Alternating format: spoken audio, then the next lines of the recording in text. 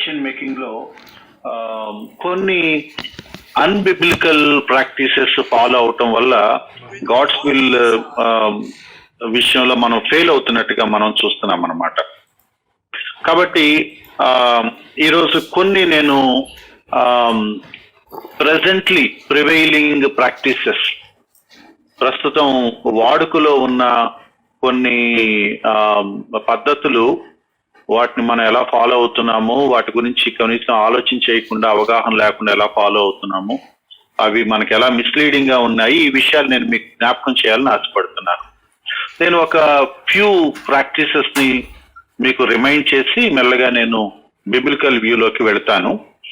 కొంచెం particularly I request young people to please note of these things. మనకు బయట వాడుకలో ఉన్న అలవాటుగా ఉన్న కొన్ని పద్ధతులను నేను మీకు రిమైండ్ చేస్తున్నాను. ఒకటి, a sense of inward peace, అంటే హృదయంలో శాంతి, సమాధానం ఉంటుంది అనే ఒక సిస్టమ్ ఉంది. అంటే దేవుడి చిత్తం కనుక్కోవాలి అని నువ్వు అనుకుంటే గనక, దేని గురించి అయితే నువ్వు ప్రార్థన చేస్తుంటావో ఆ పర్టికులర్ అంశం గురించి నీకు దేవుడు హృదయంలో పీస్ ఇస్తాడు, సమాధానం, శాంతిని ఇస్తాడు అని చెప్పే ఒక ప్రిన్సిపల్ ఉంది. అది వాడుకలో ఉంది. అంటే వీళ్ళు అనేది ఏంటంటే, ఏదైనా ఒక విషయం గురించి గనక నువ్వు ప్రార్థన చేస్తే, ఉదాహరణకి మార్నింగ్ నువ్వు దాని గురించి గనక ప్రార్థన చేస్తే, ఆ మధ్యాహ్నానికో సాయంత్రానికో దానికి సంబంధించిన ఒక సమాధానం నీ హృదయంలో పెరిగిపోతుంది. మేబీ బై ఈవినింగ్ కల్లా ఎక్కువ సమాధానం నీ హృదయంలో ఉంటుంది. కాబట్టి అది దేవుడి చిత్తమే అని నువ్వు గ్రహించవచ్చు అని. అంటే హృదయంలో సమాధానం ఉంటే అది దేవుడి చిత్తం అన్నట్లు, హృదయంలో గలిబిలి ఉండి కలవరం ఉంటే అది దేవుని చిత్తం కాదు అన్నట్లుగా బయట వాడుకలో ఒక సూత్రం ఉందన్నమాట. ఇది బిబ్లికల్ అని మనం అనుకోవటానికి వీలు లేదు. ఉదాహరణకి మన మనస్సాక్షిని బట్టి, మన హృదయంలో ఉండే పీస్ ను బట్టి మనం దేవుని చిత్తాన్ని డిసైడ్ చేయటం కరెక్ట్ పద్ధతి కాదు. ఎందుకంటే నేను చాలా సార్లు కొన్ని పనులు చేసేటప్పుడు నాకు భయం వేస్తుంది. నేను సువార్త చెప్పమన్నాను అనుకోండి, రోడ్డు మీద ఒక వెళ్ళే వ్యక్తికి దగ్గర ఆగి నన్ను సువార్త చెప్పమన్నాను అనుకోండి, ఫ్రాంక్ గా చెప్పాలంటే నాకు భయం వేస్తుంది ఆ వ్యక్తితో నేను మాట్లాడేటప్పుడు. ఏం చెప్పాలి, ఎలా చెప్పాలి, అతను ఏమంటాడని. కానీ నా భయం వేస్తుందని దేవుడి చిత్తం కాదంటానికి వీల్లేదు. సువార్త చెప్పమని దేవుడు అంటున్నాడు. కాబట్టి నా హృదయంలో ఉన్న ఫీలింగ్స్ ని బట్టి, పీస్ ని ఆధారంగా చేసుకొని నేను నిర్ణయాలు తీసుకోవటానికి వీల్లేదు. జాన్ బర్నెన్ అనే భక్తుడు అనుకుంటా ఒక మంచి ఎగ్జాంపుల్ చెప్పాడు. ఒక స్తంభానికి ఒక సింహాన్ని కట్టేస్తుంటే ఆ సింహం గొలుసు ఎంతవరకు ఉంటుందో అంతవరకు ఆ సింహం వస్తుంది, అది దాటి రాలేదు. కానీ నేను ఆ సింహాన్ని దాటుకొని వెళ్తే ఆ సింహం నా దాకా రాదు, నన్ను పట్టుకోదు అన్న సంగతి నాకు తెలిసినా కూడా నేను దూరంగా జరుపుకుంటూ వెళ్తాను. భయంగా ఉంటది, కానీ నేను దాటుకొని వెళ్ళిపోవాలి. కాబట్టి భయంతో కూడా కొన్ని నిర్ణయాలు మనం తీసుకోవాల్సి వస్తుంది. అంచేత ఆ సెన్స్ ఆఫ్ పీస్, ఫీలింగ్స్ అనేవి ప్రార్థనలో ముడిపెట్టేసి అది గాడ్స్ విల్ అని అనటానికి వీల్లేదు. మనందరికీ తెలిసిన గ్రేటెస్ట్ ఎగ్జాంపుల్ గెత్సేమనే వనంలో యేసుక్రీస్తు వారు, తండ్రి ఈ నీ చిత్తం అయితే ఈ పాత్ర నా నుంచి తొలగించు అని చెప్పినప్పుడు అది పీసుకు సంబంధించిన విషయం కాదు. ఆయన నిలువెల్లా కలవరపడిపోయాడు, చాలా భయపడిపోయాడు. ఎందుకంటే దేవుడై ఉండి తన దైవిక ఉగ్రత ఏ స్థాయిలో ఉంటుందో తనకి తెలుసు, దాన్ని ఆయన అనుభవించబోతున్నాడు. కాబట్టి ఆయనకి అక్కడ కలవరము, ఆందోళన, ఎంత ఆందోళన చెందాడంటే తన రక్తము స్వేదం లాగా రంధ్రాల నుంచి బయటకు వచ్చినట్టుగా మనం చూస్తాం. అంత టెన్షన్ పడిన వ్యక్తి తండ్రి నీ చిత్తమే జరుగును గాకని సరెండర్ అయ్యాడు తప్ప అక్కడ పీస్ గురించిన ప్రస్తావన లేదు. అంటే ఎప్పుడు ఆ హృదయంలో సమాధానం ఉంటేనే దేవుడి చిత్తం అని అనుకోవటానికి వీలు లేదు. మన మనసు కొన్నిసార్లు మనల్ని డైవర్ట్ చేయొచ్చు. సమాధానం లేకపోయినా కూడా అది మంచి పని అని స్పష్టంగా నాకు అర్థమైనప్పుడు నేను పని చేయాలి. కాబట్టి సెన్స్ ఆఫ్ పీస్ మీద ఆధారపడటం అనేది మిస్లీడింగ్ అవుతుంది. కాబట్టి దాన్ని మనం ఒక ప్రామాణికంగా తీసుకోవటానికి వీలు లేదు.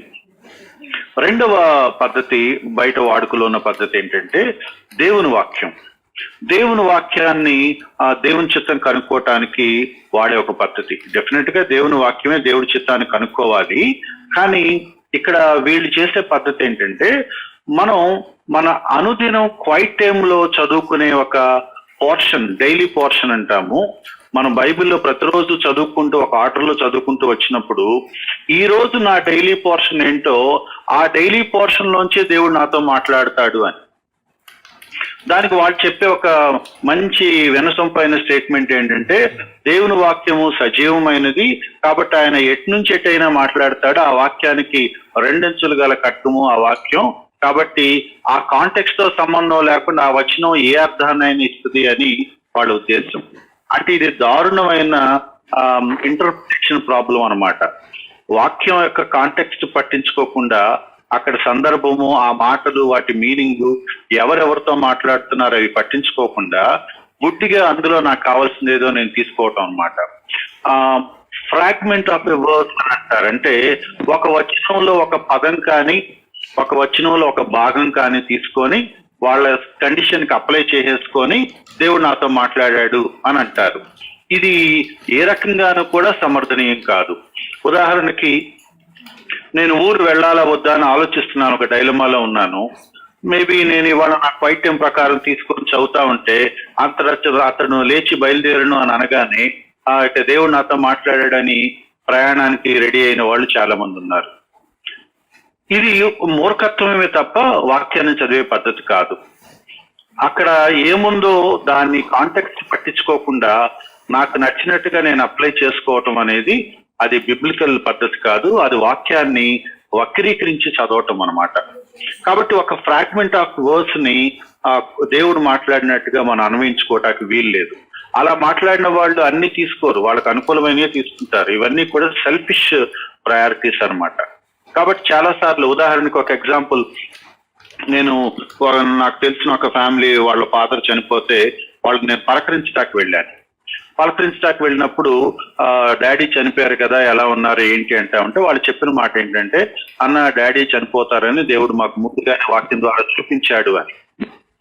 నేను కొంచెం ఆశ్చర్యపోయి, దేవుడు ముందుగానే వాక్యం ద్వారా ఎలా చూపించాడు ఏంటి ఆ సంగతి అని నేను అడిగినప్పుడు వాళ్ళు చెప్పిన ఒక విచిత్రమైన సంగతి ఏంటంటే, ఆ రోజు వాళ్ళు వాళ్ళ క్వైట్ టైం చదువుకుంటా వస్తూ యెషయా 53వ అధ్యాయం చదివారట.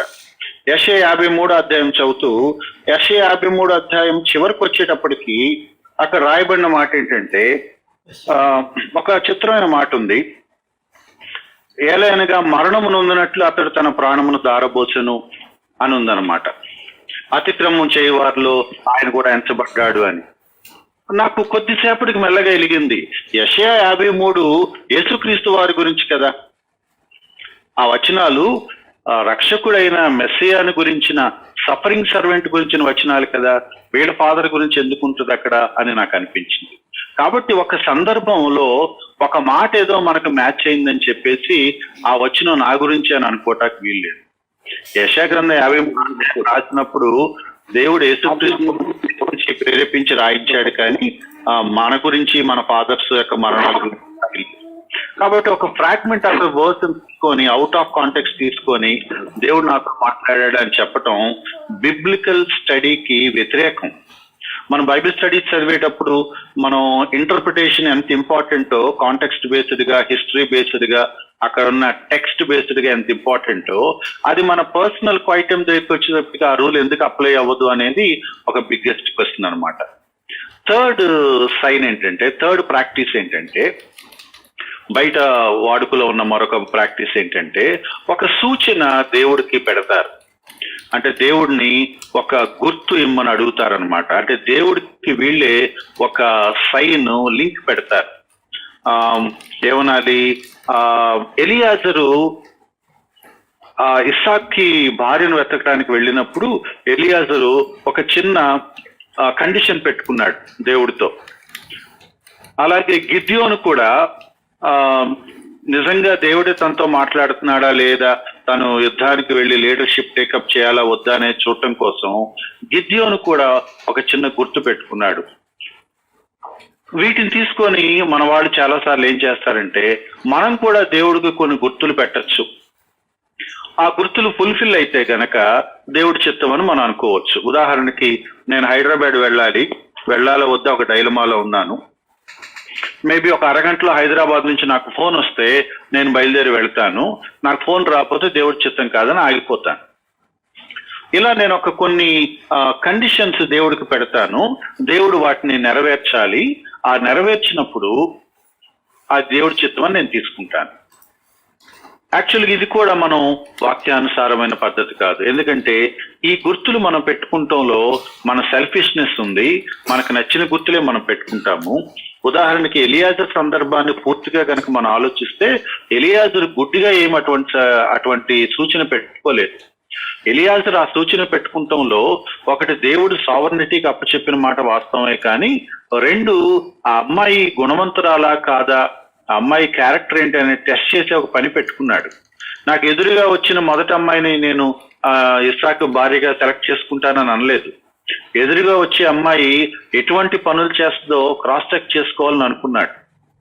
ఉదాహరణకి ఎదురుగా వచ్చిన అమ్మాయి మొదటి అమ్మాయినే చేసుకుంటానని అనలేదు. కాబట్టి అక్కడ సందర్భం ఏంటి, అక్కడ కండిషన్స్ ఏంటి మనం చూసినప్పుడు ఆ ఊరికినే ఒక సైన్ పెట్టుకొని మనం మన జీవితాలకు అప్లై చేసుకోవటానికి వీలు లేదు. గిద్యోను కాంటెక్స్ట్ కూడా అంతే. గిద్యోను డైలమాలో ఉండి, అంటే ఆ రోజుల్లో దేవదూతలు కనపడి మాట్లాడటం అనేది నార్మల్ ఇన్సిడెంట్ కాదు, ఒక రేర్ ఇన్సిడెంట్. నిజంగా దేవుడే తనతో మాట్లాడుతున్నాడా, లేదా తన శత్రువులు తనని ట్రాప్ చేయటానికి వేరే వాళ్ళని పంపించి తనని ఇన్ఫ్లుయెన్స్ చేస్తున్నారని ఒక డైలమా గిద్యోనుకు ఉండొచ్చు. అందుకని గిద్యోను 2 సార్లు అడిగాడు. ఒకసారి ఒక సూచన అడిగి దానికి ఉల్టాగా చేయమని మళ్ళీ అడిగాడు. It is really from God, దేవుడు ఎలాగైనా చేస్తాడు అని. కాబట్టి మనం రెండో సూచన పెట్టం, దానికి ఉల్టా చేయమని అడగము, ఎందుకంటే మనకు అది ఇష్టం లేదు కాబట్టి. కాబట్టి ఈ సూచనలు అప్పుడు వాళ్ళు ఏ కండిషన్స్ లో దేవుడి దగ్గర పెట్టుకున్నారు, అప్పటికి వాళ్ళ వాక్యం అందుబాటులో లేదు, వాళ్ళ కండిషన్స్ ఏంటి, దేవుడు వాళ్ళకి ఇప్పుడు ఎలియాజర్ టైంకి ధర్మశాస్త్రం కూడా వాళ్ళకి అవైలబుల్ కాదు. కాబట్టి అటువంటి వాళ్ళు చేసిన సందర్భానికిను ఈ రోజు ఇన్ని వేల సంవత్సరాల తర్వాత దేవుడు మనకి తన పరిశుద్ధ లేఖనాలు చేతిలోకి ఇచ్చాక ఇప్పుడు కూడా మనం అదే పద్ధతి ఫాలో అవటం అనేది వాక్యానుసారం కాదు, అదంత రైట్ ఆర్గ్యుమెంట్ కాదు. తర్వాత మీరు ఆ కాంటెక్స్ట్ లో కనుక చూస్తే ఎలియాజర్ గాని గిడ్యోన్ గాని అక్కడ ఇన్సిడెంట్ లైన్ బై లైన్ చదువుతా ఉన్నప్పుడు వాళ్ళ సూచన వెనక వాళ్ళ అసెస్మెంట్ కేటగిరీ ఒకటి ఉంది. మన ఉద్దేశం ఏంటంటే మేమేం ఆలోచనలు చేయము, మాకు ఒక సూచన చెప్తే ఆ పని మేము చేసుకుపోతాము, లేకపోతే లేదు అని. కానీ వాళ్ళు అక్కడ ఎవాల్యుయేషన్ చేసే పని ఒకటి చేశారు, కాబట్టి వాళ్ళకి మనకి సంబంధం లేదు. నాలుగో ప్రాక్టీస్ ఏంటంటే మెల్లని స్వరం. ఏలియా సందర్భంలో అతను యెహోవా అతనితో మాట్లాడాడు, ఒక స్మాల్ స్టిల్ వాయిస్ వినపడింది, ఆ మెల్లని స్వరంతో యెహోవా మాట్లాడాడు. కాబట్టి మనం కూడా మన చుట్టూ ఉన్న పరిస్థితులన్నింటినీ మెల్లగా నిమ్మళింప చేసుకొని కాన్సన్ట్రేటెడ్ గా కనుక మనం వింటే మన లోపల దేవుడు మెల్లటి స్వరంతో మాట్లాడుతూ ఉంటాడు అని కొంతమంది అంటారు. అది లోపల నుంచి వినపడుతుందో తెలియదు, బయట నుంచి వినపడుతుందో తెలియదు, ఒక స్మాల్ వాయిస్ వినపడుతుంది అని అంటూ ఉంటారు. కొంతమంది ఎక్స్టర్నల్ గా ఆడిబుల్ గా మాకు వినపడింది అని చెప్తారు, కొంతమంది ఇన్నర్ గా వినపడింది అని చెప్తారు. దాన్ని 6th సెన్స్ అనాలా, ఇన్నర్ వాయిస్ అనాలా, ఇంట్యూషన్ అనాలో మనకు తెలియదు. కానీ లోపల నా మనసుకి ఇట్లా అనిపించింది, నా లోపల నుంచి ఒక స్వరం వినపడింది అని కొంతమంది అంటారు. నాకు బయట నుంచి ఆడిబుల్ వాయిస్ ఒకటి వినపడిందని కొంతమంది అంటారు. సో మనకు కూడా అటువంటి ఇన్సిడెంట్స్ జరగాలని మనం కోరుకుంటూ ఉంటాం.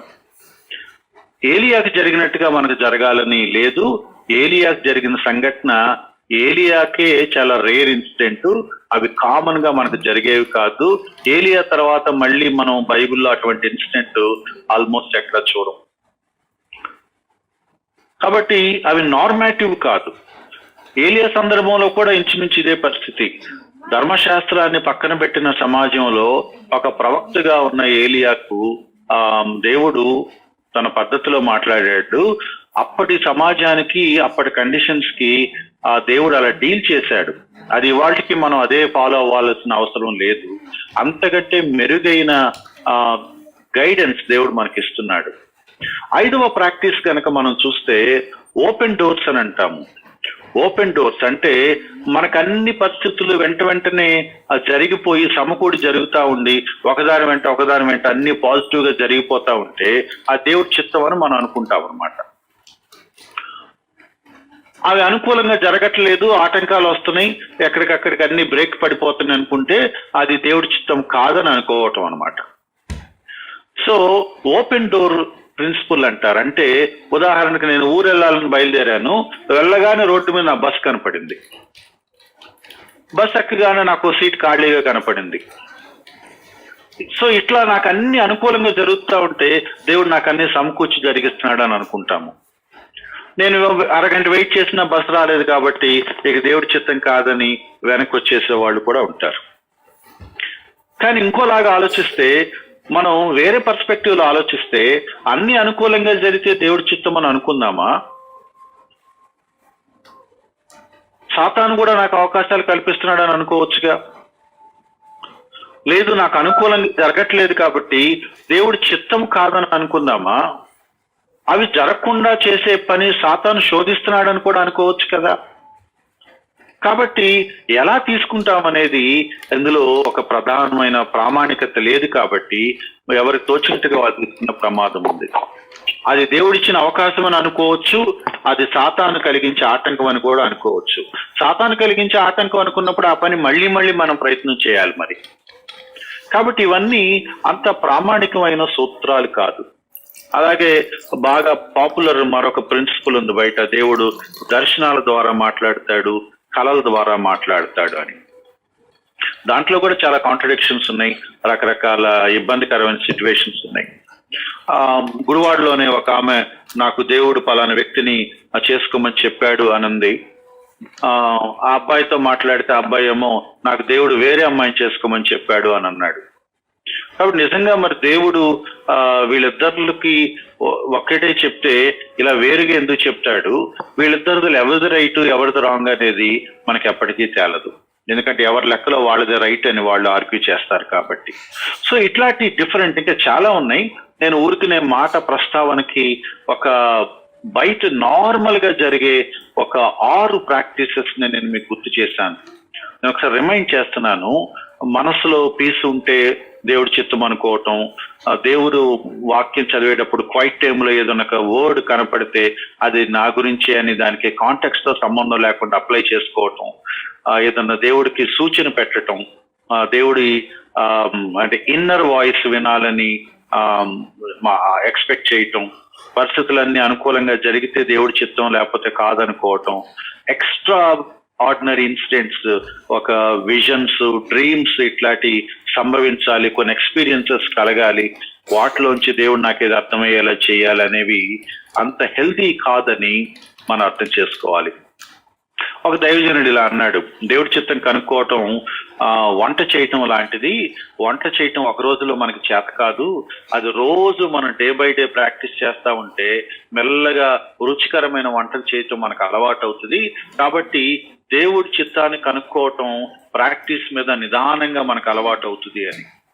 అది వినటానికి బాగుంది కానీ అది బిబ్లికల్ గా కరెక్ట్ కాదు. దేవుడి చిత్తం కనుక్కోవటం వంట చేయటం లాంటిది కాదు. దేవుడి చిత్తం కనుక్కోవటం అంటే దేవుడు ఏం చెప్పాడో దాన్ని తెలుసుకోవటం అంతే. అది అలవాటు మీద మనకు అలవాటు మీద వచ్చే నైపుణ్యం అని అనుకోవటానికి వీలు లేదు. దేవుడు దాన్ని పెద్ద నైపుణ్యంలో పెట్టి కొంతమంది మాత్రమే ఈ డిష్ బాగా తయారు చేయగలరు, కొంతమంది మాత్రమే ఈ స్వరాన్ని వినగలరు, కొంతమంది మాత్రమే తమ నైపుణ్యంతో దీన్ని అర్థం చేసుకోగలరు అనే పాయింట్ దేవుడు మనకు పెట్టలేదు. దేవుడు చాలా కృపాసహితంగా చాలా ఈజీగా మన చేతికి తన పవిత్రమైన వాక్యాన్ని ఇచ్చాడు. నువ్వు చదివి అర్థం చేసుకో అని చెప్తున్నాడు. దానికి పెద్ద నైపుణ్యం ఏమి మనకు అవసరం లేదు. ఒక సింపుల్ ఎగ్జాంపుల్ చెప్పి నేను ముందుకు వెళ్తాను. ఎందుకు అసలు మనం దేవుడి చిత్తం కనుక్కుంటంలో ఇన్ని పద్ధతులు ట్రై చేస్తాము, ఎందుకు ఇటువంటి ప్రయత్నాలు అటెంప్ట్స్ చేస్తూ ఉంటాము అంటే ఒకే ఒక సింపుల్ రీజన్ ఏంటంటే మనకు భయం. ఒక నిర్ణయం తీసుకున్నప్పుడు ఆ నిర్ణయం బెడిసి కొడితే దాని ఫలితాలు వేరేగా వస్తాయని భయం అన్నమాట. ఒక జాబ్ చేస్తే ఎక్కువ కాలం అక్కడ జాబ్ సరిగా చేయగలనో లేదో అనే భయంతో అక్కడ జాయిన్ అవ్వాలా వద్దని భయపడతాం. ఒక పెళ్లి సంబంధం వస్తే ఆ వ్యక్తిని చేసుకుంటే తర్వాత నా లైఫ్ హ్యాపీగా ఉంటుందో ఉండదో అనే భయంతో ఆ సంబంధం గురించి మనం భయపడతాం. కాబట్టి నిర్ణయాలు తీసుకోవటానికి ఆ తర్వాత వచ్చే కాన్సిక్వెన్సెస్ కి మనం భయపడతాం. ఒకవేళ నా నిర్ణయం తప్పు అయితే నేను చాలా మూల్యం చెల్లించుకోవాలి కాబట్టి నేను రిస్క్ పడకూడదు కాబట్టి నేను ఈ నిర్ణయం తీసుకోవటానికి భయపడతాను. మనం సెన్సిటివ్ గా అబ్జర్వ్ చేస్తే దేవుడి చిత్తం కనుక్కోవటం అంటే నిర్ణయం తీసుకోవటానికి భయపడుతూ నువ్వే ఏదో ఒకటి చేసే ప్రవాహం.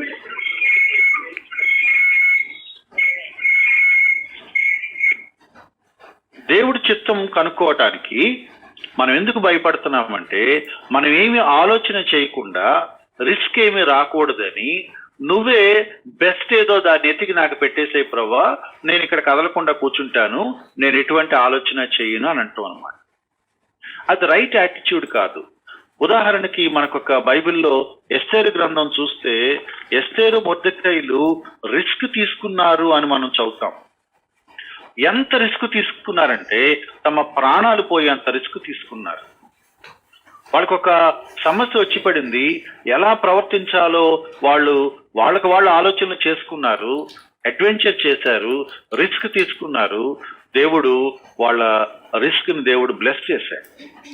కాబట్టి రిస్క్ తీసుకోవటానికి భయపడి మనం గాడ్స్ విల్ పేరు చెప్తా కూర్చోవటం అనేది మనం ఏమి అటెంప్ట్ ఒక్కడికి కూడా ముందుకు వేయని మన పెరిగితనాన్ని, మన అజ్ఞానాన్ని చూపిస్తుంది అనమాట.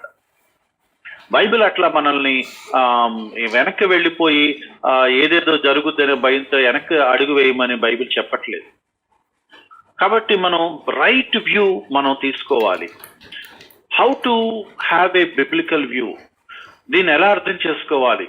డిఫరెంట్ ఎక్స్పీరియన్సెస్ ని కాదనుకొని ఒక safest healthiest way to find God's will ఏముంది అని అంటే మనం అది బైబిల్లో మనం వెతికే ప్రయత్నం చేద్దాం. నేను క్లుప్తంగా కొంత బ్రీఫ్ గా కొంచెం స్పీడ్ గా కొన్ని విషయాలు చెప్తాను. జస్ట్ మీరు మనసులో పెట్టుకోండి. ఈ డేటా కావాలంటే గనక మేబీ నేను తర్వాత గ్రూపులో నేను హాలీకి పంపిస్తాను. నేను ఊరికినే మనకు ఒక అర్థం అవటం కోసం అపోస్తుల కార్యాల్లో ఉన్న ఒక ఇన్ఫర్మేషన్ చెప్తున్నాను. చాలాసార్లు మనం ఏం కోరుకుంటామంటే అపోస్తుల కార్యాలు లేకపోతే పాత నిబంధనలో కొన్ని సంఘటనలు అంటే ఎక్కడెక్కడైతే మిరకల్స్ జరిగాయో, ఎక్కడెక్కడైతే ఎక్స్ట్రాడినరీ ఇన్సిడెంట్స్ జరిగాయో అవి మా లైఫ్ లో కూడా జరగాలని మనం కోరుకుంటున్నాం. కాబట్టి వాటిని ఇమిటేట్ చేసే ప్రయత్నంలో వాటిని తీసుకొచ్చేసి గాడ్స్ విల్ కింద మనం పెట్టేస్తాం అన్నమాట. సో గాడ్స్ విల్ గురించి అంటే ఇందా మనం మాట్లాడుకున్న ఫస్ట్ స్టార్టింగ్ లో మనం మాట్లాడుకున్న డిఫరెంట్ ప్రిన్సిపల్స్ అన్నీ కూడా wrong interpretation of the Bible నుంచి వచ్చినవి. అందుకే నేను ఒక చిన్న ఇన్ఫర్మేషన్ మీకు మీ ముందు తేవాలని ఆశపడుతున్నాను. అపోస్తుల కార్యముల గ్రంథం మన బైబిల్ అంతా మనం డిస్కస్ చేసే టైం చాలదు కాబట్టి నేను ఊరికి బేసిక్ గా కొంచెం ఇంపార్టెంట్ ఇన్ఫర్మేషన్ అన్నట్లుగా నాకు అనిపించి అపోస్తుల కార్యాల గురించి ఒక చిన్న వ్యూ చెప్తున్నాను.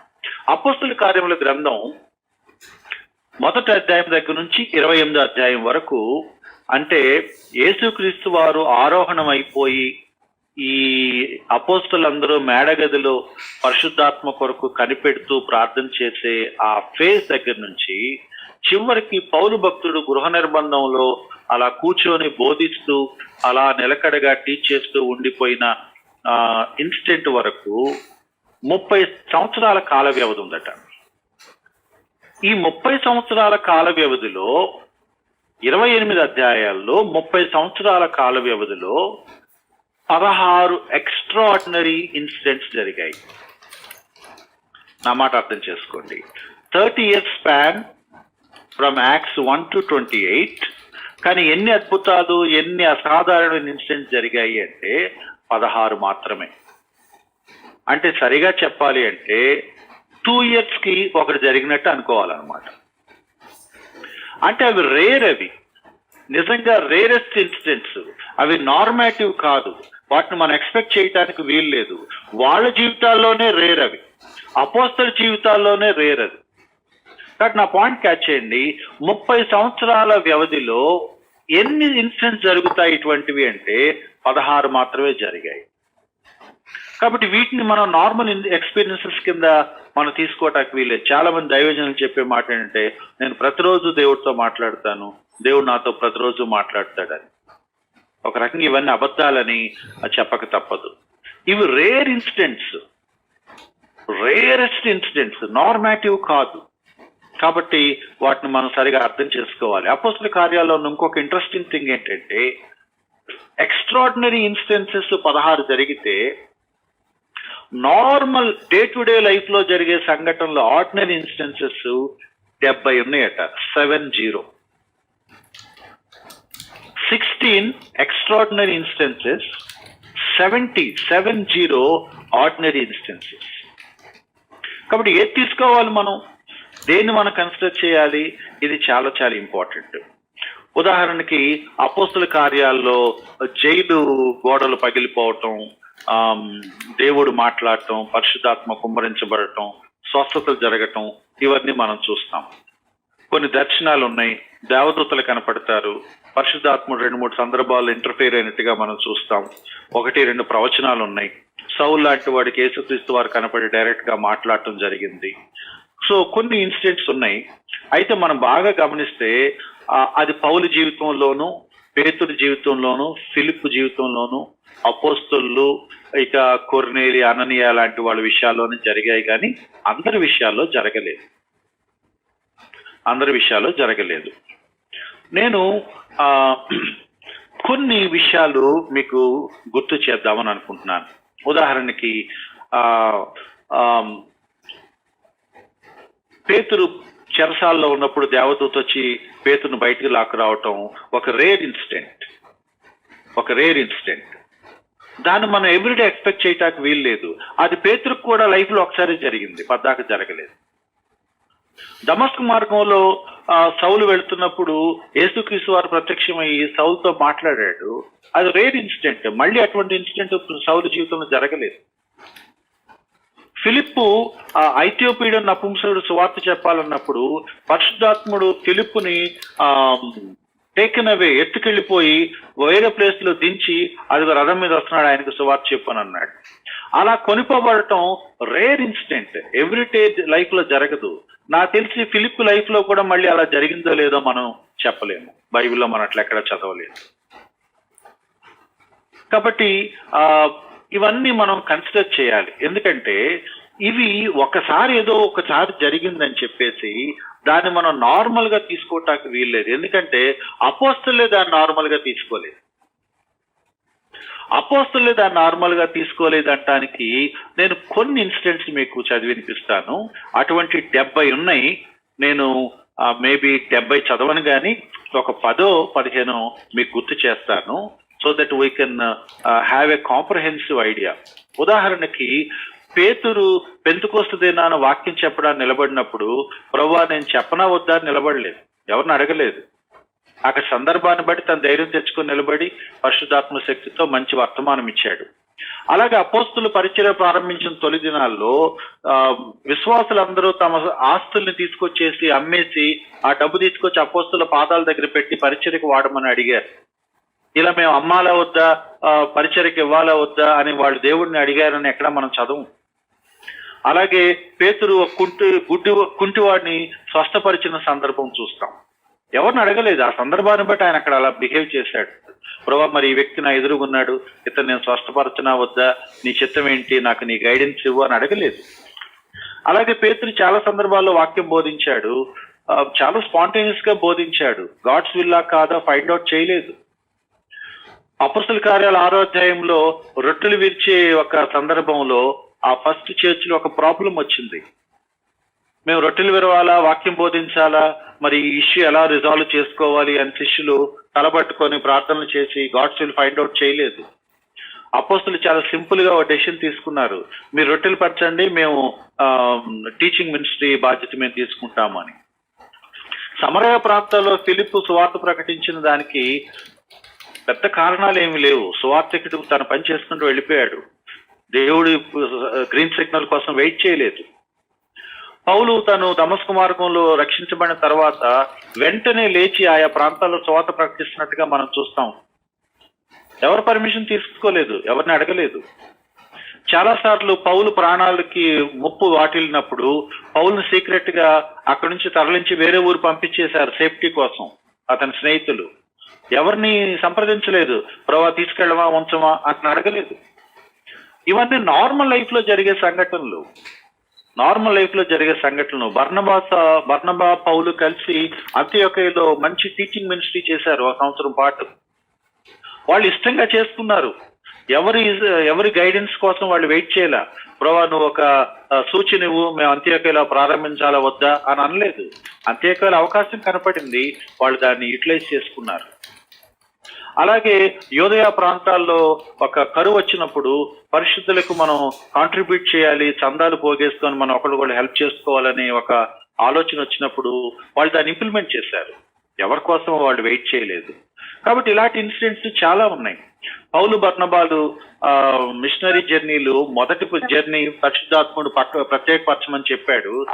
సెకండ్ జర్నీ, థర్డ్ జర్నీ వాళ్ళు క్యాజువల్ గా వెళ్ళిపోయినట్టుగా మనం చూస్తున్నాం.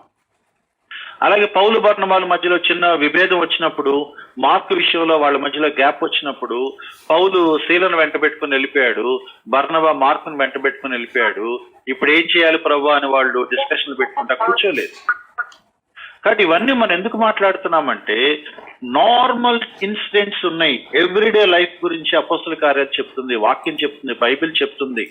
దయ్యాలు వెళ్ళగొట్టిన సందర్భాలు ఉన్నాయి. ప్రభా మేము ఇప్పుడు దయ్యం వెళ్ళగొట్టాలా వద్దా అని ఎవరు డైలమాలో లేరు. అపోస్తుల కార్యాల్లో ఏథెన్స్ వారిని ఉద్దేశించి పెద్ద అరియోపాయగు సభలో పౌలు గారు ఒక హిస్టారికల్ సెర్మన్ ఇచ్చాడు. తెలియబడని దేవుడిని ఉద్దేశించి వాళ్ళతో మాట్లాడాడు. అక్కడ ఎవరి సలహా తీసుకోలేదు, ఆత్మలో పరితాపం పొంది తను మాట్లాడేశాడు.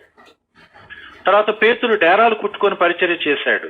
డేరాలు కుట్టుకుంటూ సువార్త పరిచర్య చేశాడు. ప్రభా నేను డేరాలు కుట్టినా వద్దా, మరి నీ గైడెన్స్ ఏంటి అని అడగలేదు. కాబట్టి ఇటువంటివి చాలా ఉన్నాయి. ఇంకా ఇంకొక 2 ఎగ్జాంపుల్స్ నేను చెప్తాను. ఎఫెసులో ఒక 2 సంవత్సరాల పాటు తురన్ను అనే ఒక పాఠశాలలో పౌలు గారు కాన్స్టెంట్ గా ఒక ట్రైనింగ్ ప్రోగ్రామ్ కండక్ట్ చేశాడు, వాక్యాన్ని బోధించాడు. ఎవరిని సంప్రదించలేదు, తన అవకాశాన్ని యూటిలైజ్ చేసుకున్నాడు. 2 సంవత్సరాల పాటు ఆ ఊర్లో ఉన్నాడు. ఫెలిక్స్ ముందు, కైసరు ముందు, అగ్రిప్ప ముందు నిలబడి తన వాక్యాన్ని, తన సాక్ష్యాన్ని పంచుకున్నాడు. ప్రభా వీళ్ళతో నేను మాట్లాడినా వద్దా అని అడగలేదు. ఆఖరికి అపోస్తుల కార్యాలు చివరికి వచ్చేటప్పటికి 2 సంవత్సరాల పాటు పౌలు తన బోధనా పరిచయం రోమ్లో చేస్తూ కూర్చున్నాడు. నేను చైనా వద్దా అని అనలేదు. కాబట్టి ఇవన్నీ నేను ఎందుకు మాట్లాడుతున్నా, ఇటువంటి ఇన్సిడెంట్స్ 70 ఉన్నాయి అపోస్తుల కార్యాలు. Normal incidents.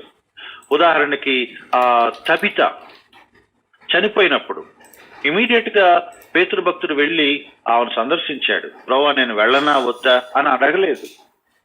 కాబట్టి ప్రతి చిన్నదానికి దేవుడిని అడగాలి, దేవుడు నా చెవిలో చెప్పాలి, దేవుడు నన్ను గైడ్ చేయాలి అనే మాట ఒక మిస్టిక్ బిహేవియర్ ను చూపిస్తుంది తప్ప బిబ్లికల్ బిహేవియర్ కాదు. అది వాక్యానుసారమైన బిహేవియర్ కాదు.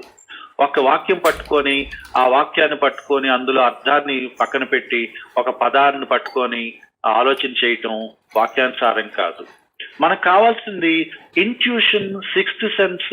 ఇవి కాదు. నా మనసుకు అనిపిస్తుంది, నాకు పొద్దు నుంచి ఏదో ఒకలాగా అనిపిస్తుంది, నాకు ఒక కళ వచ్చింది, ఇవి కాదు. దేవుడు అంతకంటే మించిన ఒక పద్ధతి మనకిచ్చాడు. వీటిని మనం ఎందుకు ప్రామాణికంగా తీసుకోవద్దని అని అంటున్నామంటే, మనం ఇంకా పరిపూర్ణత మనం సిద్ధించలేదు. స్టిల్ ఫాలన్ నేచర్ లో మనం ఉన్నాము. మన ఫీలింగ్స్, మన హృదయం మోసకరమైనవి. ఇంకా మనల్ని మోసం చేసే అవకాశం ఉంది. మనం పరిపూర్ణం అయిపోలేదు. మన నిర్ణయాలు తప్పు నిర్ణయాలు అయ్యే ప్రమాదం ఉంది. మనం కూడా ఒక్కసారి తెలివి తక్కువ నిర్ణయాలు తీసుకుంటాము.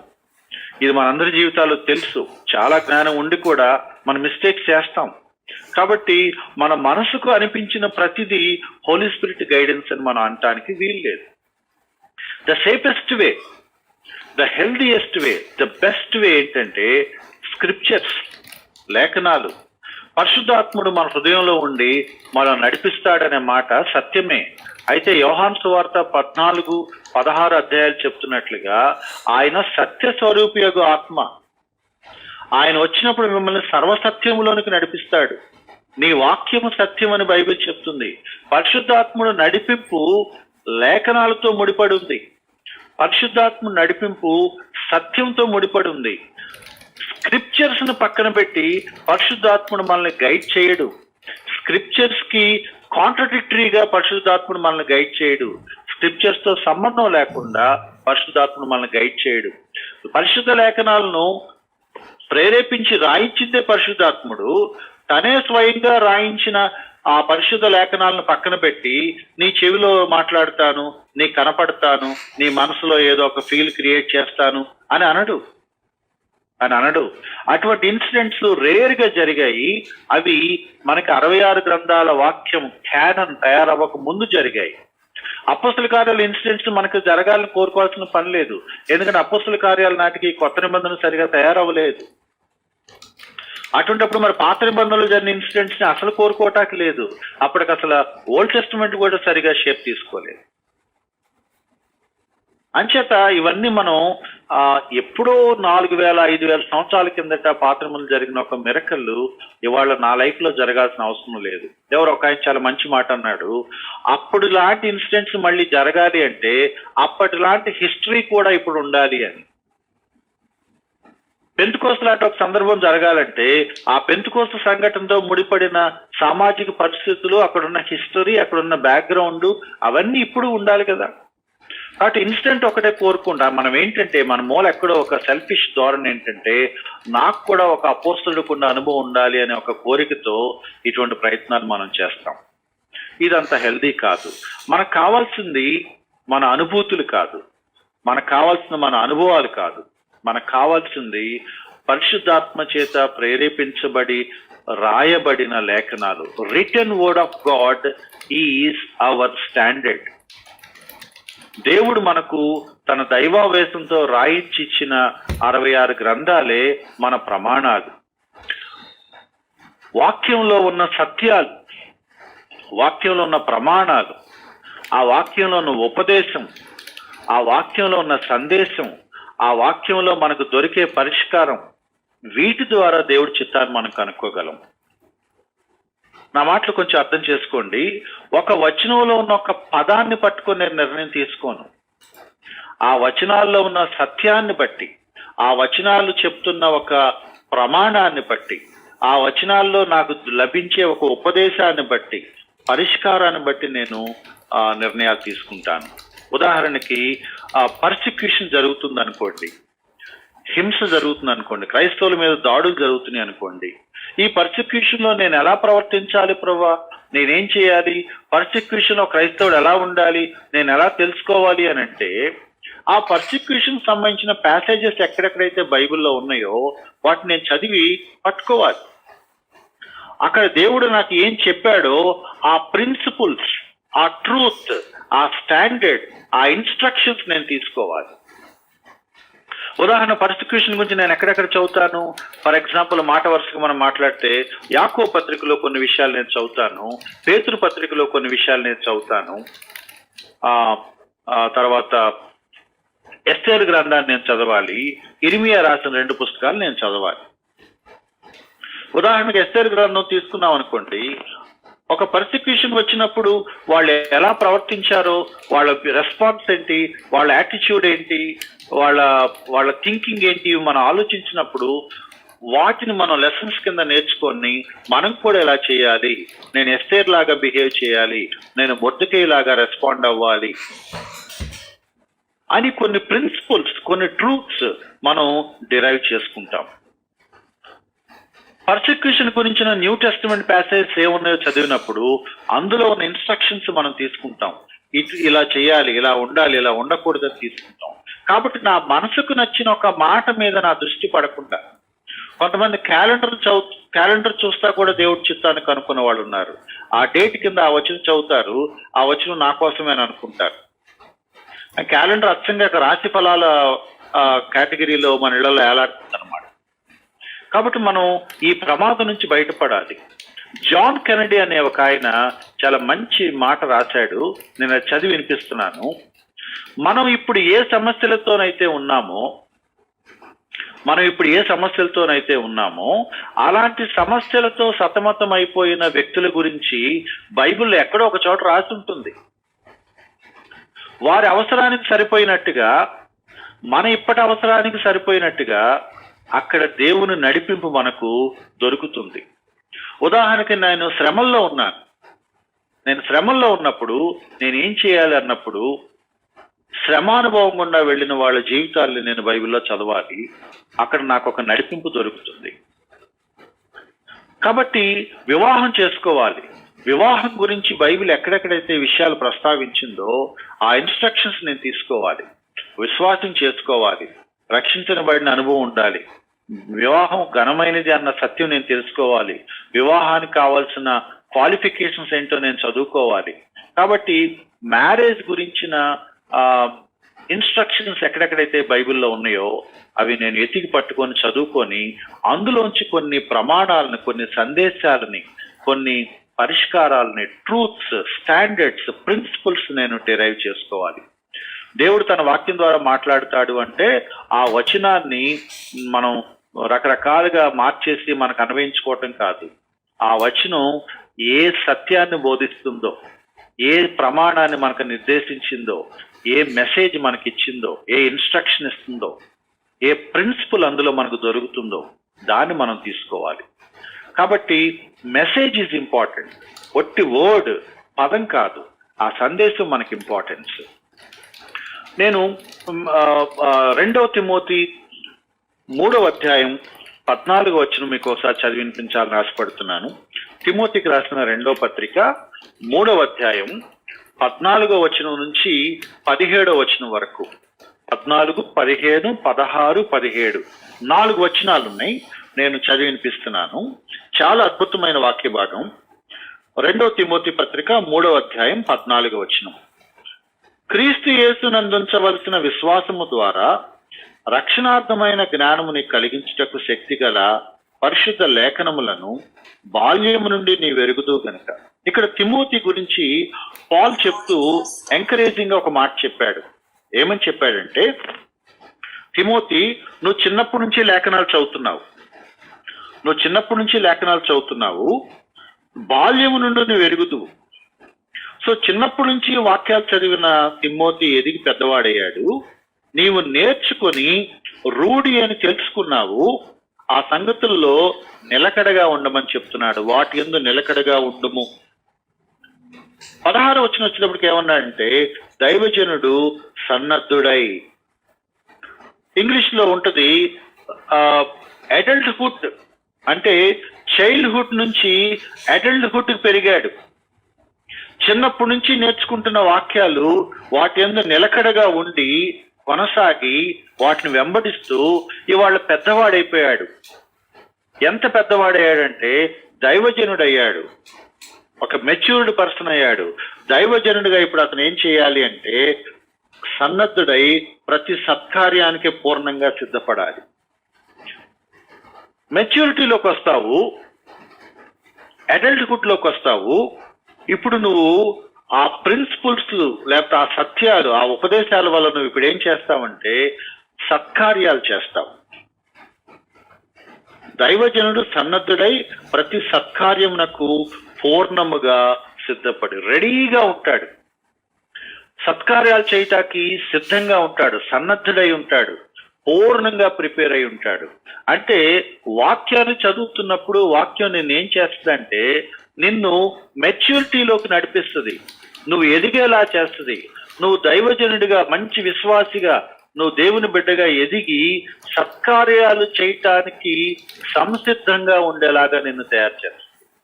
సత్కార్యాలు చేయటం అంటే అర్థం ఏంటి? అక్కడే ఉంది ఆ సీక్రెట్.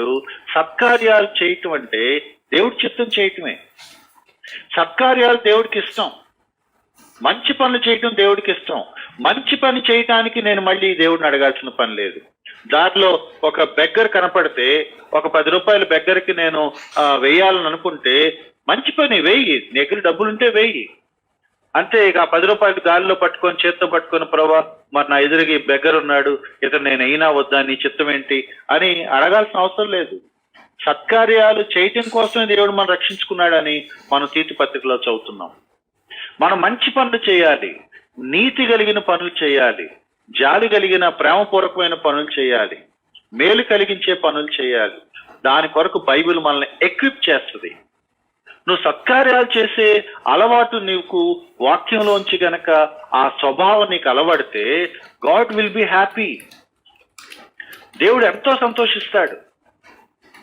ఎప్పుడో నాకు చాలా కాలం కిందట గుర్తు, చాలా సంవత్సరాల కిందట ఎంసీ పాల్ గారు ఒకసారి మాట్లాడుతూ అన్న మాట ఏంటంటే, నీ వాక్యము నా పాదములకు దీపము అనేది ఒక ఇల్లస్ట్రేషన్ లాగా చెప్పిన, నాకు బాగా గుర్తుండిపోయింది అది. నేను ఒక టార్చ్ లైట్ పట్టుకొని నడుస్తున్నాను అనుకోండి, ఆ టార్చ్ లైట్, ఆ రౌండ్ లైట్ నా కాళ్ళ వరకు పడుతుంది, నా దారంతా కనపడదు. నేను ఎక్కడ నిలబడ్డానో ఆ కొద్ది పరిధి వరకు ఆ లైట్ కనపడుతుంది. కానీ నేను ఒక్కొక్క అడుగు వేసుకుంటూ నడుచుకుంటూ వెళ్తా ఉంటే నాతో పాటు ఆ లైట్ కూడా జరుగుతూ ఉంటుంది. 1 by 1 ఒక్కొక్క స్టెప్ వేసుకుంటూ వెళుతాను. ఆ స్టెప్ కు అవసరమైన లైట్ నాకు కనపడతా ఉంటుంది. నేను ఒక్కొక్క అడుగు వేసుకుంటూ ముందుకు వెళ్ళిపోతాను. నాకు మిస్టిక్ ఎక్స్పీరియన్సెస్ అవసరం లేదు. నా ఎవ్రీడే లైఫ్ లో నాకు కావాల్సిన ఇన్స్ట్రక్షన్స్, వెలుగు దేవుడు నాకు ఇస్తే సరిపోతుంది. నీ వాక్యము నా పాదములకు దీపము, నా త్రోవకు వెలుగు. నేను ఒక్కొక్క అడుగు వేసుకుంటూ వెళతా ఉంటే దేవుడు ఆ లైట్ అలాగ దాన్ని ఎక్స్టెండ్ చేసుకుంటూ వస్తూ ఉంటాడు. మనం బాగా గుర్తుపెట్టుకోవాల్సిన ఒక ప్రధానమైన సత్యం ఏంటంటే, యంగ్ పీపుల్ ఈ 3 మాటలు బై హార్ట్ చేయాలని నేను కోరుతున్నాను. Scriptures are sufficient. Scriptures are sufficient. లేఖనాలు మనకు చాలు. లేఖనాలు మనకు చాలు. Scriptures are sufficient. వాక్యాన్ని మనం చేత్తో పట్టుకున్నప్పుడు మనం ఏం మాట్లాడుతున్నామంటే, ఇది నాకు సరిపోయింది, నా లైఫ్ కావాల్సిన ఇన్స్ట్రక్షన్స్ ఇందులో ఉన్నాయి, నా సాల్వేషన్ కావాల్సిన ఇన్స్ట్రక్షన్స్ ఇందులో ఉన్నాయి, నా జీవితానికి సంబంధించిన ప్రతి సందర్భానికి తగిన గైడెన్స్, ఇన్స్ట్రక్షన్, అడ్వైస్ ఈ వాక్యంలో ఉంది. This is sufficient for my entire life అని నేను నమ్మాలి. I repeat, scriptures are sufficient. దైవజనుడు మెచ్యూరిటీలోకి ఎదిగి సత్కార్యానికి సిద్ధపడతాడు. ఇంకొక ఎగ్జాంపుల్ చెప్పి నేను సమ్అప్ చేస్తాను. సామెతల గ్రంథం మనం చాలా సార్లు నెగ్లెక్ట్ చేస్తూ ఉంటాం. సామెతల గ్రంథం దేనికోసం ఇవ్వబడింది? మన అసలు ఎంత దారుణమైన వాతావరణంలో నేటి చర్చస్ ఉన్నాయంటే, సామెతల గ్రంథం ఎందుకు బైబిల్లో ఉందో కూడా ఆలోచించే కండిషన్ లో మనం లేము. The book of Proverbs. మనం జ్ఞానాన్ని నేర్చుకోవాలి, జ్ఞానాన్ని అభ్యసించాలి, జ్ఞానం మీద మనం మనసు పెట్టాలి, విజ్డమ్ ని కోరుకోమని హోరెత్తి చెప్తుంది సామెతల గ్రంథం. లౌడ్ వాయిస్ దేవుడు చెప్తున్నాడు, నా కుమారుడా, నా కుమారుడా జ్ఞానాన్ని ఆశ్రయించు, నా కుమారుడా జ్ఞానాన్ని కోరుకో, నా కుమారుడా జ్ఞానాన్ని సంపాదించుకో, నా కుమారుడా తెలివిగా ఉండు, వివేకంగా ఉండు, అలర్ట్ గా ఉండు, వైజ్ గా ఉండు. ఎన్ని వచనాలు విజ్డమ్ గురించి చెప్తాయో. జ్ఞానం ఉన్నవాడికి ఐశ్వర్యాలతో పని లేదు, జ్ఞానం ఉన్నవాడికి ఆస్తులతో పని లేదు. నా కుమారుడా, నా కుమారుడా అని వెంటబడి సామెతల గ్రంథంలో దేవుడు మనకు చెప్తున్నాడు. మనం సామెతల గ్రంథం దేనికి అనంటే, మనకు ఒక మెచ్యూరిటీ నేర్పించడానికి, లోకం యొక్క తీరు తెన్నులు, లోకం యొక్క పోకడ మనకు అర్థమవుతున్నప్పుడు, సొసైటీ ఎలా ఉందో మనకు తెలుస్తున్నప్పుడు, మనం మాత్రం కొన్ని విలువలు, ప్రమాణాలు కట్టుబడి మనం ఎలా జీవించాలో దేవుడు మనకు నేర్పిస్తున్నాడు.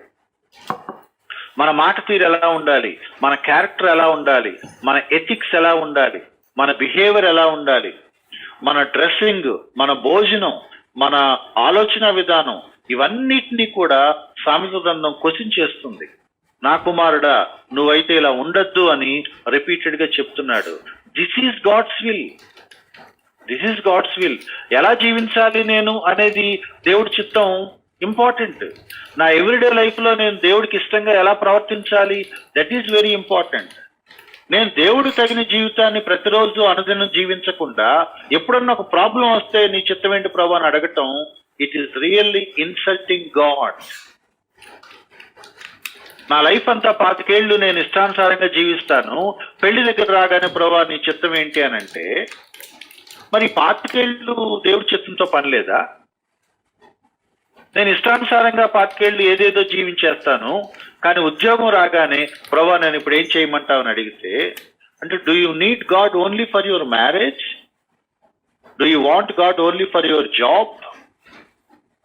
సామెతల గ్రంథం చెప్తుంది, నీ ఎవ్రీడే లైఫ్ లో నీకు జ్ఞానం కావాలి, అది దేవుడి దగ్గర దొరుకుతుంది. కాబట్టి నా వ్యక్తిగత జీవితం, నా ఆలోచన విధానం, నా ప్రవృత్తి, నా బిహేవియర్, నా థింకింగ్, నా మాట తీరు, నా చూపు, రకరకాల సందర్భాల్లో నేను ఎలా స్పందించాలి, ఎలా రియాక్ట్ అవ్వాలి, ఎలా నేను పనులు చేయాలి, ఇవన్నీ వాక్యం మనకి గైడ్ చేస్తుంది. అవేవి మనం నేర్చుకోకుండా, మంచి పనులు చేయకుండా, క్లీన్ గా ఉండకుండా, పవిత్రంగా పరిశుద్ధంగా దేవుడికి నచ్చినట్టుగా జీవించకుండా, జ్ఞానం కలిగి వివేకం కలిగి నడుచుకోకుండా, ఏదో ఒక సమస్య వచ్చినప్పుడు మాత్రం దేవా నీ చిత్తం ఏంటి అని అడగటం చాలా సెల్ఫిష్ యాటిట్యూడ్ ని చూపిస్తుంది, చాలా నారో మైండెడ్నెస్ ని మనకు చూపిస్తుంది. కాబట్టి ఫైండింగ్ గాడ్స్ విల్ అంటే ఏమాత్రం ఆలోచించకుండా, నిర్ణయాలు తీసుకోకుండా ఏదో ఒకటి దేవుడే చేసేయాలని కూర్చోవటం కాదు. అదేంటంటే ఉన్నాడు దేవుడిని తేరగా వాడుకుందాం నాకు యాటిట్యూడ్ కనపడుతుంది అనమాట. ఒక్కోసారి ఏం ఆలోచించకుండా, ఏం చేయ ప్రభా మంచి చేస్తే నేను కూర్చొని వెయిట్ చేస్తాను. దానికి మన చెప్పే పేరు ఏంటంటే మేము దేవుని చిత్తం కోసం కనిపెడుతున్నాము. వెయిటింగ్, కనిపెడుతున్నాం అనే పేరు మీద నువ్వు ప్యాసివ్ గా ఉండి బాధ్యత లేకుండా ఇర్రెస్పాన్సిబుల్ గా ఉండటాన్ని బైబిల్ ఒప్పుకోదు. యంగ్ పీపుల్ ఎవ్రీడే గైడెన్స్ కోసం సామెతల గ్రంథం చదవాలి, ఆ ప్రిన్సిపల్స్ ని సీరియస్ గా తీసుకోవాలి. దాని ద్వారా మనం మెచ్యూరిటీలోకి ఎదుగుతాం, వివేకం కలుగుతుంది, జ్ఞానం కలుగుతుంది, డిజర్న్మెంట్, నాలెడ్జ్, విజ్డమ్ ఇవి మనకు వచ్చినప్పుడు వీటి సహాయంతో మనం తీసుకునే కొన్ని విలువైన అమూల్యమైన నిర్ణయాలు ఖచ్చితంగా దేవుడికి ఇష్టంగా ఉండే నిర్ణయాలుగా ఉంటాయని వాక్యం చెప్తుంది. అందుకని దేవుని చిత్తం నెరవేర్చడం అంటే ప్యాసివ్ గా ఉండి ఏ పని చేయకుండా,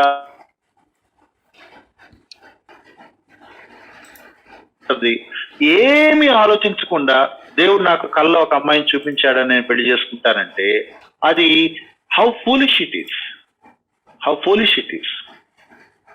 పెళ్లి దగ్గరికి వచ్చినప్పుడు దేవుడు నీ వివేకాన్ని, జ్ఞానాన్ని పక్కన పెట్టేసి ఒక అన్సివిలైజ్డ్ గా బిహేవ్ చేయమని చెప్తాడా దేవుడు? ఎవ్రీడే లైఫ్ లోనే విజ్డమ్ ఉపయోగించమన్నప్పుడు, లైఫ్ కి సంబంధించిన క్రిటికల్ డెసిషన్స్ తీసుకునేటప్పుడు ఆ విజ్డమ్ వాడొద్దు అని అంటాడా దేవుడు? కాబట్టి let us be very practical. దేవుడు తన పవిత్ర లేఖనాలను మన చేతిలో పెట్టాడు, మనకు కావాల్సిన విజ్డమ్ ఇన్స్ట్రక్షన్స్ అన్ని అందులో రాసించాడు. నువ్వు జాగ్రత్తగా వాటిని చదివి ఆ ప్రిన్సిపల్ సత్యాలను మన జీవితంలో తీసుకొని వాటిని మనం అన్వయించుకోవాలి. నేను 4 మాటలు చెప్పి నేను ముగిస్తాను. ఒకటి search the scriptures, search the scriptures, లేఖనాలను పరిశోధించండి.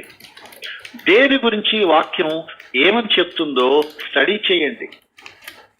జాబ్ చేయాలి, వర్క్ గురించి బైబిల్ ఏం చెప్తుంది, ఎక్కడ వర్క్ చేయాలి, ఎలా వర్క్ చేయాలి, ఒక విశ్వాసిగా పనిచేయటం అంటే ఏం కావాలి, రెస్పాన్సిబిలిటీ ఏంటి, పంక్చువాలిటీ ఏంటి, స్టీవర్డ్షిప్ అంటే ఏంటి, నమ్మకంగా పనిచేయటం అంటే ఏంటి, యథార్థంగా ఉండటం అంటే ఏంటి, కష్టపడి పనిచేయటం అంటే ఏంటి, అసలు పనిచేసే ప్రాసెస్ దేవుడు ఎందుకు పెట్టాడు, బిబ్లికల్ పర్స్పెక్టివ్ ఆఫ్ వర్క్ అంటే ఏంటి.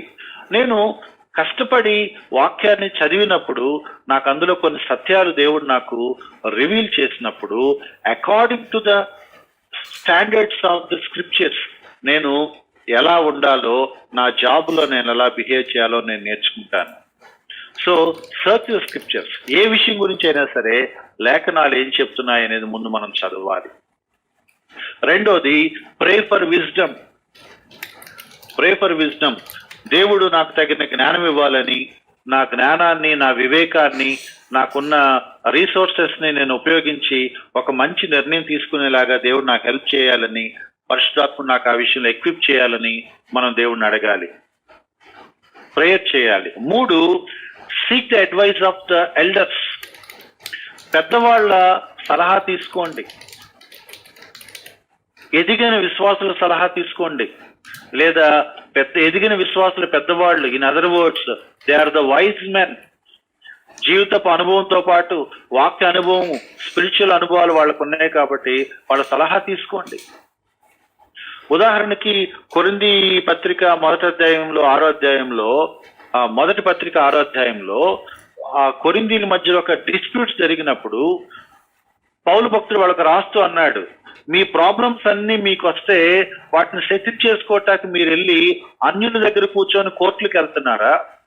మిమ్మల్ని కూర్చోబెట్టి మీకు బుద్ధి చెప్పేవాడు, మీలోనే తెలియగలవాడు, బుద్ధిమంతుడు ఎవడు లేడా అని పౌలు భక్తుడు అన్నాడు.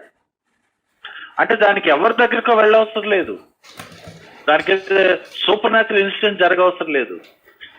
వైజ్ ఎల్డర్స్ ఉంటే వాళ్ళు మనల్ని గైడ్ చేస్తారు, వాళ్ళ సలహా మనం తీసుకోవాలి.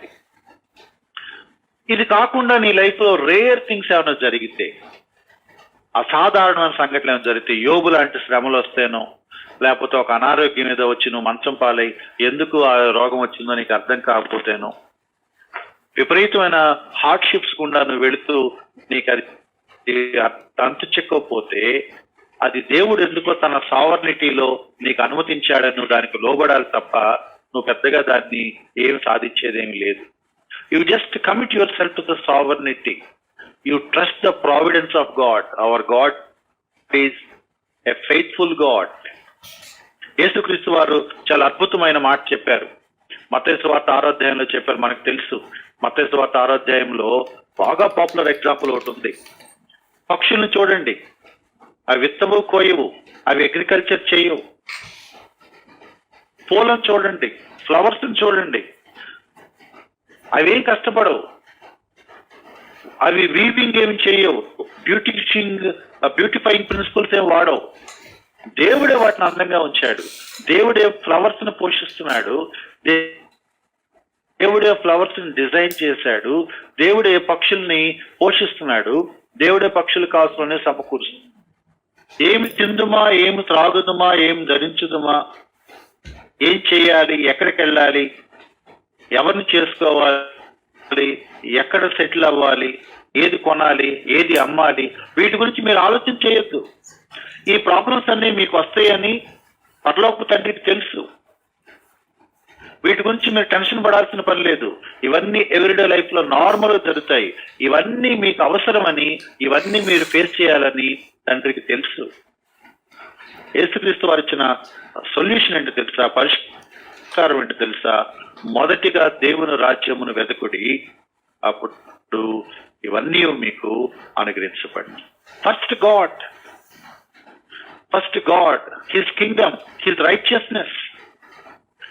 దేవుని గురించి తెలుసుకుంటూ, దేవుని నీతి గురించి తెలుసుకుంటూ, దేవుని రాజ్యం గురించి తెలుసుకుంటూ, ఇంకోలా చెప్పాలంటే దేవుని నీతిలో ఎదుగుతూ దేవుని రాజ్యం కోసం నువ్వు పనిచేస్తా ఉంటే మిగిలిన విషయాల్లో నీకు ఎటువంటి కన్ఫ్యూజన్స్ అవసరం లేదు. వాటిలో దేవుడు నిన్ను గైడ్ చేసుకుంటూ వెళ్ళిపోతాడు. అసలు వాటి గురించి నువ్వు ఆలోచన చేయాల్సిన పని లేదు.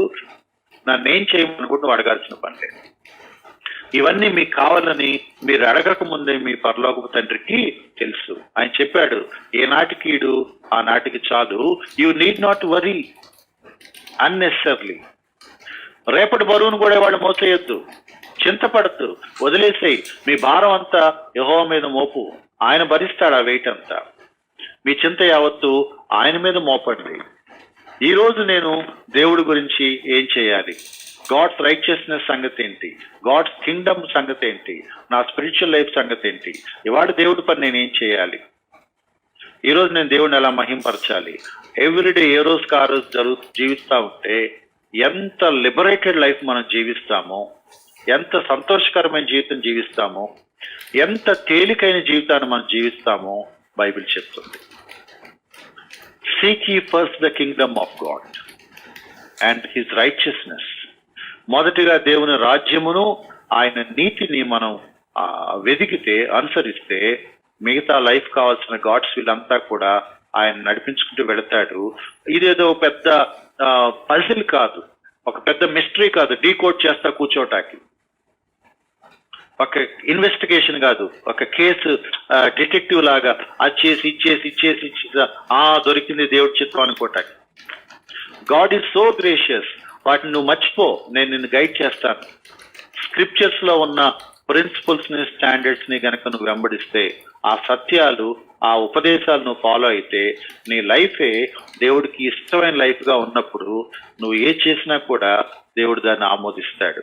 ఎందుకంటే వాక్యంలో ఎదిగిన వ్యక్తి, నీతిలో ఎదిగిన వ్యక్తి, దేవుడి కొరకు పనిచేసే వ్యక్తి, వివేకంతో, జ్ఞానంతో, మెచ్యూరిటీతో ఎదిగిన వ్యక్తిగా సత్క్రియలు తప్ప ఇంకేమీ చేయని వ్యక్తి సహజంగానే దేవుడి చిత్తాన్ని చేస్తాడు. కాబట్టి అతనికి ఏ విషయంలోనూ కన్ఫ్యూజన్ ఉండే అవకాశం లేదు.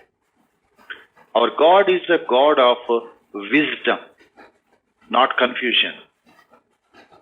కాబట్టి స్క్రిప్చర్స్ సేఫెస్ట్ పద్ధతి. దేవుడు మన పెట్టిన ఒకే ఒక అద్భుతమైన ప్రమాణం. లేఖనాలు చదువుకుందాము, లేఖనాల్లో ఉన్న ప్రమాణాలని మన జీవితాలకు మనం అన్వయించుకుందాము. తద్వారా మన జీవితాలు దేవుని చిత్తానుసారంగా ఆటోమేటిక్గా నడుచుకుంటూ వెళ్ళిపోతాయని సంగతి మనం గుర్తుపెట్టుకుందాం. కళ్ళు వంచి ప్రార్థన చేసుకుందాం. ప్రేమ కలిగిన తండ్రి, దయగలిగిన ప్రభువా, మాకు అనుగ్రహించిన ఈ శ్రేష్టమైన సమయం కోసం మీకు వందనాలు. నీ చిత్తం గురించిన అవగాహన మాకు మరింత స్పష్టత దయచేయండి. కొన్ని విషయాలు మేము మాట్లాడుకున్నాం. అన్బిబ్లికల్ ప్రాక్టీసెస్ నుంచి, చైల్డిష్ ప్రాక్టీసెస్ నుంచి మమ్మల్ని విడిపించండి. ఒక పరిపూర్ణమైన, సంపూర్ణమైన లేఖన సత్యాలను మీరు మా చేతిలో పెట్టారు. నీ వాక్యము మా జీవితానికి సఫిషియంట్ అన్న సత్యం మీద మా జీవితాలు కట్టుకోవటానికి సహాయం తెచ్చి, నీ లేఖనాల్లోంచి ఆ పరిష్కారాలు మేము వెతుక్కొని మా జీవితాలకు అన్వయించుకోవటం మా నేర్పించండి.